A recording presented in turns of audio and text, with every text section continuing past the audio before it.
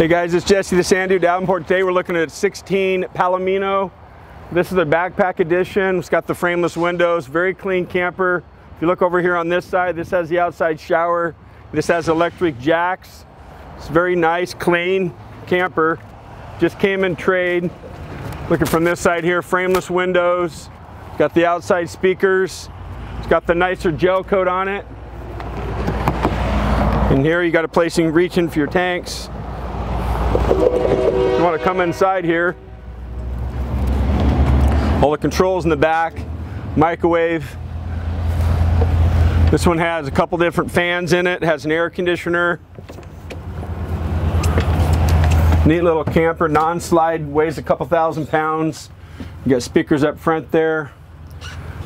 Nice little area here to make a bed. Little sink in here. You got your fridge up in here. Here's your air conditioner up above. Some nice storage up in here. A little clean. More storage back here, place to hang stuff. We'll look here in the back. Got the shower in here. The skylight up above. And if you got any other questions, my number's on the screen there. You can call me on my cell phone, 541-515-0764. Thanks for looking.